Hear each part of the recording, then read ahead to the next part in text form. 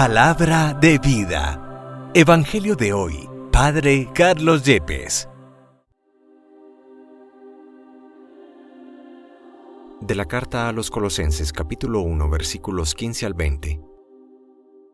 Cristo es la imagen de Dios invisible, el primogénito de toda la creación, porque en Él tienen su fundamento todas las cosas creadas, del cielo y de la tierra, las visibles y las invisibles, sin excluir a los tronos y dominaciones, a los principados y potestades. Todo fue creado por medio de Él y para Él. Él existe antes que todas las cosas, y todas tienen su consistencia en Él. Él es también la cabeza del cuerpo que es la Iglesia. Él es el principio, el primogénito de entre todos los muertos, para que sea el primero en todo.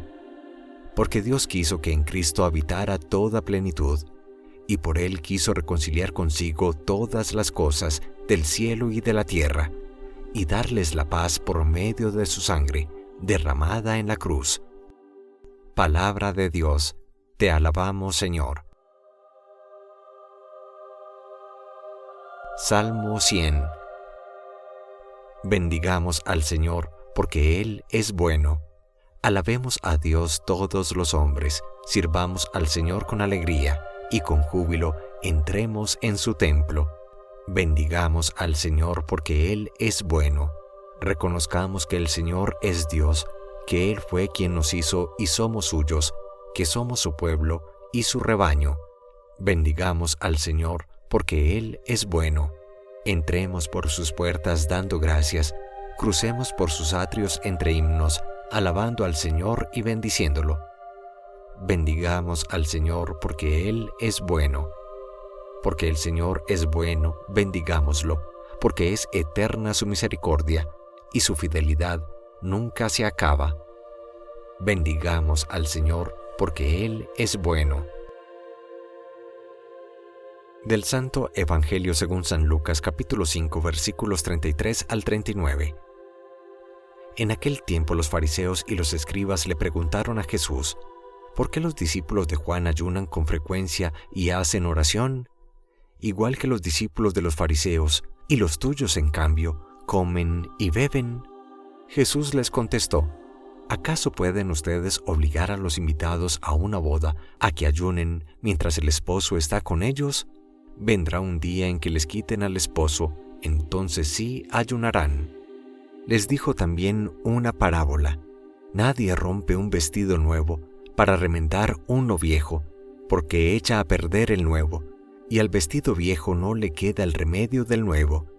Nadie echa vino nuevo en odres viejos, porque el vino nuevo revienta los odres, y entonces el vino se tira y los odres se echan a perder. El vino nuevo hay que echarlo en odres nuevos, y así se conservan el vino y los odres. Y nadie, acabando de beber un vino añejo, acepta uno nuevo, pues dice: el añejo es mejor. Palabra del Señor. Gloria a ti, Señor Jesús. La primera lectura, tomada de la carta del apóstol San Pablo a los Colosenses, es uno de los más bellos pasajes cristológicos o centrados en la persona divina de Cristo dentro de las cartas de San Pablo, donde se nos presenta a Jesús como la imagen verdadera de Dios, como centro de toda la creación, como cabeza de la Iglesia y como el hombre lleno de la plenitud de Dios. Nos muestra cómo lo escondido de Dios a través de los siglos se ha hecho ahora visible en la persona de Cristo, que es imagen del Padre, una imagen que se proyecta en cada uno de nosotros cuando, unidos tú y yo por la fe y por el bautismo a Jesús, mostramos de alguna manera la presencia de Cristo para la humanidad entera. Concluirá esta carta de Pablo a los Colosenses mostrándonos cómo Cristo es la palabra eterna del Padre y tiene la prioridad de existencia sobre toda la creación, ya que Él es el principio y la corona de toda criatura. Hoy reconoce en Jesús y en el misterio de su persona el más grande poder, la más grande sabiduría divina. Pero pasemos al Evangelio, donde algunos fariseos cuestionan a Jesús porque sus discípulos no ayunan, a diferencia de los discípulos de Juan el Bautista y de los mismos fariseos.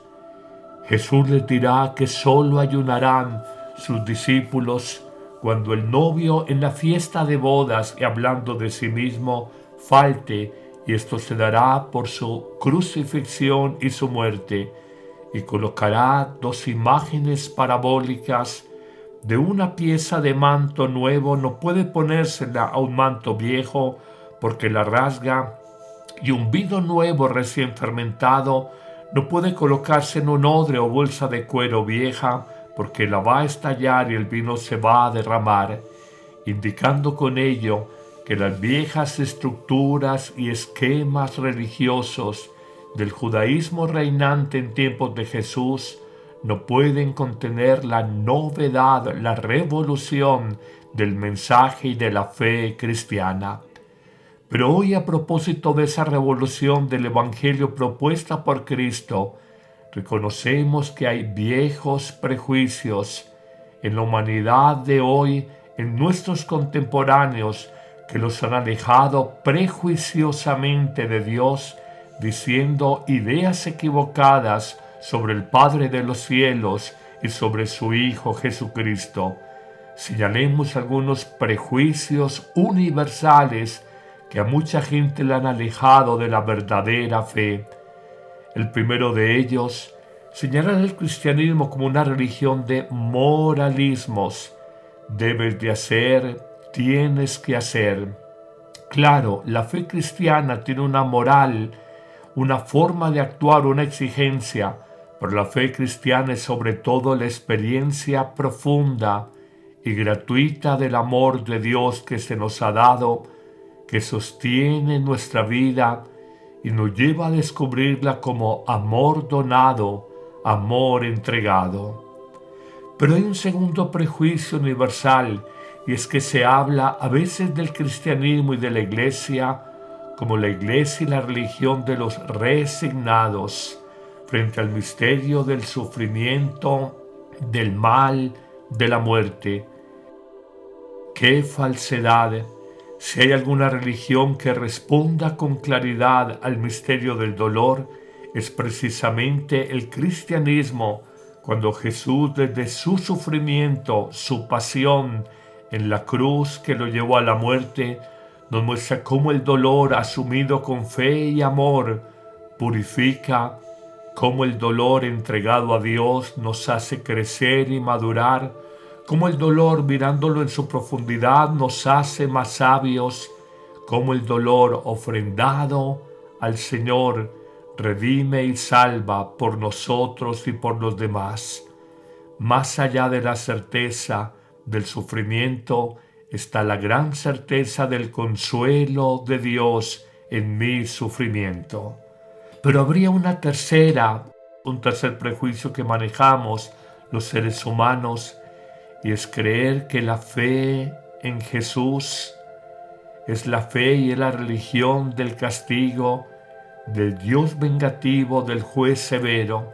Y aunque hay algunos pasajes así en el Antiguo Testamento, en el Nuevo Pacto, Nueva Alianza, Nuevo Testamento, donde está la vida de Jesús, plenitud de la revelación, se nos presenta la más fascinante experiencia de compasión y de misericordia divina que nos llena de confianza interior al reconocer que más allá de mi pecado Dios no me abandona, que donde otros me juzgan Dios no me juzga, que donde otros me condenan Dios no me condena, más allá de mis equivocaciones, de mis pecados, de mis desviaciones, y que nunca estaré solo. Pero en un cuarto prejuicio universal frente a la Iglesia y la fe cristiana, se nos habla de ella como la religión de las imposiciones y las prohibiciones, cuando es todo lo contrario. Por la fe En Dios aprendo a caminar en la verdadera libertad y por la obediencia a sus mandatos encuentro una paz y una libertad interior que acaso nunca jamás había experimentado. Es que la libertad del mundo es hacer lo que me venga en gana, y la libertad evangélica, la libertad en Cristo, es liberarme de mí mismo, cuando yo soy el mayor esclavista, el mayor carcelero en mi vida. ¿Cuánta gente conozco ahora esclava del licor, esclava de las drogas alucinógenas, esclava de los juegos como ludópatas, esclavas del sexo, y empezaron sus esclavitudes diciendo soy libre para seguir los deseos del mundo? Y es bien paradójico, hoy muchos son esclavos en nombre justamente de su autonomía, de su independencia, de su libertad. Cristo, lejos de robarnos libertad o de imponernos nada, es el auténtico camino de la verdad y la liberación interior. En un quinto prejuicio, encontramos que algunos cuestionan la religión cristiana y la llaman la fe de los derrotados, de los llenos de miedo, amedrentados, la religión de los desesperados, y dicen que nos construimos, nos fabricamos, nos inventamos un Dios para que nos tranquilice. Esto desde algunos supuestos psicológicos, pero es todo lo contrario. La fe cristiana es un anuncio alegre y gozoso de que Dios por amor no nos abandona y nos invita a confiar totalmente nuestra vida en Él, a ser valientes, a tener ánimo, a no manejar miedos, a reconocer que solo Cristo resucitado ha vencido el pecado, el mal, el sufrimiento y la muerte, y por eso debemos de mantener viva, muy viva nuestra esperanza. Concluyamos simplemente diciendo, más allá de estos 5 prejuicios universales, a propósito de señalar la fe católica como 1, moralista, 2, religión de resignados, 3, religión del castigo, 4, religión de imposiciones y prohibiciones, y 5, religión de los derrotados, de los desesperados, reconozcamos que en nuestra fe Cristo nos acerca al Padre Dios, que Dios no es el rival del hombre, sino el garante de nuestra libertad y la fuente de nuestra felicidad, como lo dijo en su momento el gran Juan Pablo II, ahora santo. Es que el deseo de felicidad es la más universal de todas las aspiraciones del hombre, y todos buscamos ser felices, y hay que emprender una evangelización del deseo de amar, del deseo de creer, del deseo de esperar, del deseo de ser libres, del deseo de la paz, del deseo de la verdad, del deseo de lo bello, del deseo de la bondad. En suma, deseo la felicidad, que es el punto de anclaje de la fe, para dialogar con los hombres de hoy, que buscan simplemente deseos más bajos en la comida, en sus pasiones, en su sexualidad, en sus placeres hormonales. Aprendamos a reconocer que Jesús vino a traer una verdadera renovación y revolución para la vida de los hombres. Que el Señor te bendiga en abundancia en este día, en el nombre del Padre, y del Hijo, y del Espíritu Santo. Amén. ¿Listo para un cambio? La app Amén Comunicaciones te abre las puertas a un mundo de fe y reflexión. Con un solo clic podrás acceder a misas, oraciones y contenido que nutre tu alma. Esta app es ligera y fácil de descargar en Android y Apple.